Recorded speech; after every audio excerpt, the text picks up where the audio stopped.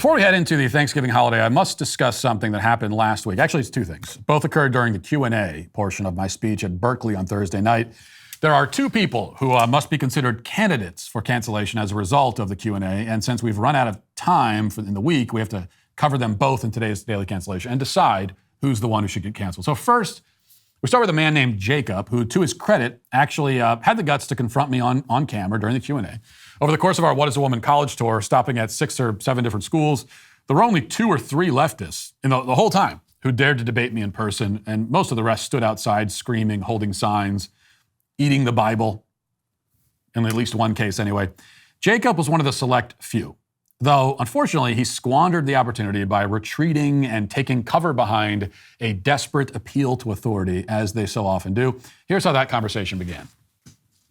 Why in your movies and your discussions do you selectively ignore and misrepresent the recent burgeoning medical and behavioral literature that demonstrates that gender-affirming care and similar medical interventions demonstrate consistent improvements to mental health, suicidality, and general well-being? Which study are those? There are probably like 30 studies by this point, all produced in the last 10 years or so. Anybody can look them up on... Okay, well, just here's the problem. Here's the problem. I'm not impressed by just you saying a study. No, okay, because studies. Fine. Well, there could be 100 studies. There could be 1,000 studies. Great. Yeah, and I have read them. Have you? Yes, I have. Okay. So I'll give you one example. I don't know if you can give me any examples, but I'll give you one example of a recent study and this was just in the headlines. It said that it proved that double mastectomies for minor girls improves their well-being. And this was a study, and it was proven, peer-reviewed. Then you read how they actually conducted this study, and you find out that they interviewed a very small selection of girls in one region of the country, all from the same socioeconomic background, and they did their follow-up, I think it was 3 months later. And based on a follow-up a few months later, they've determined that, oh yeah, it improves well-being. You see the problem here? Now, I don't. There are many, but this is the exception to the rule. Many of I don't think it is. Use observational data with various follow-up from like 6 months to 5 years to 10 years, and they don't demonstrate what you claim. Well, you can say the word study, but what I'm saying is when you look them up. Okay, great, great. You can Google them.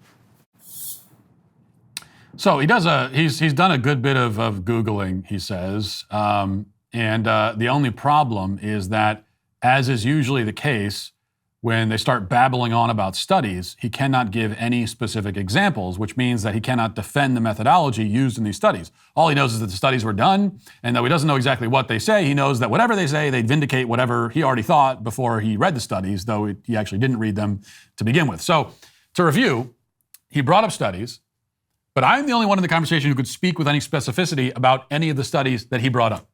So the conversation continued until I got to what I think is the most important point here. Let's listen. How do you think they would have large-scale, long-term studies about the effects of these drugs and these surgeries on children when we only started doing it to children at a large scale a few years ago? So how could that even exist? Yeah, I think scale is probably one of the more prevalent challenges of these studies. Okay, so we're already hearing that there are challenges in these studies. Every study has challenges. Like any scientific truth, like all of the scientific truth that we take for granted today, they're built on methodologies that fundamentally have flaws. Like if you want to make a specific critique, you can do that. If you're talking about Well, if you're talking about sample size, there are very well demonstrated statistical results that you don't need 10,000 people to get like a statistically significant value. Yes, you do. No, absolutely not. It's like a very basic statistical fact. Jacob. A sample size greater than 1,000, that can that has very nice asymptotic properties. Jacob, here's what I know. If you want to even begin to claim that a study has proven that castrating and sterilizing little boys helps them in the long run, then you would need to have a large sample size of children who've gone through these procedures, and we've checked back with them in adulthood to see how they're doing. Those studies do not exist. They can't exist because we weren't doing this to kids at anywhere near this scale even 5 years ago, let alone 10 years ago. What that tells us, Jacob, is that the kids we have right now, they are the sample. Actually, Okay, that's not they always the are case. the There's a experiment. specific study. We are experimenting on children right now. So, right, why aren't there any reliable studies? Because the study is happening right now today, and the sample size is an entire generation of kids. Jacob and I continued for another several minutes. Of course, as I point out to him later in the discussion, the whole focus on studies is a distraction. We don't need permission from a study to arrive at certain common sense conclusions. One of those conclusions is that it is wrong to perform cosmetic surgery on the sex organs of children. And it's wrong to give them medically unnecessary drugs that will permanently hamper and destroy their physical development. So we could talk about the studies, and I can point out, as I did, that the methodologies are flawed beyond repair. But the truth is that there is no study that would ever convince me that we should castrate a child, okay? Like when someone asks me, should we castrate children? I don't say, well, let me check to see what the studies say. I can say no to that. The same way that if you ask me, should we shoot a child in the head? I would say no. And if you do, you should be shot in the head. I don't need to check the studies for that either.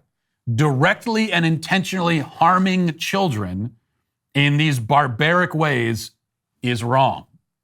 So he could produce a study with a sample size of 50,000, which includes follow-ups over the course of 30 years. I mean, he can't because, again, that study doesn't exist. But even if it did, it would not move me even 1 inch towards accepting or supporting the physical mutilation of children. I don't check with academics before deciding whether I oppose child abuse. I just oppose it, and I always will, and nothing can ever change that, as I tried to explain to Jacob. Eventually, he just walked away from the microphone when he had enough, I guess. So, does Jacob deserve to be canceled? Perhaps. But unfortunately, someone else stepped forward later on in the Q&A who is even more deserving of the cancellation. And that person is me. The time has come for the canceller to be canceled. I have been slain by my own cancellation sword because of this. Hello. So I just saw people shouting and like a bunch of barricades, so I thought it was fun to come here. I didn't really know who you were. So before it started, I Googled you on Wikipedia. I scrolled down to the controversy section, and it said, you said anime was satanic. So I was wondering... I was wondering if I bought your book, would you watch a season of any anime with me? I'll get you a jacket. With you? Huh? Well, I have to watch the anime with you, you're saying? Yeah, or just like live. How's that going to work? Zoom. Okay, I hate Zoom meetings and I hate anime. Now you want me to combine the two? Okay. And what am I getting out of this? I buy your book. One book? You got to buy a lot more books. You have to buy about 100 books to make that worth it. So if we started a GoFundMe to buy 100 books, you would live stream you watching a season of anime? Yes. Okay. All right. Don't. All right.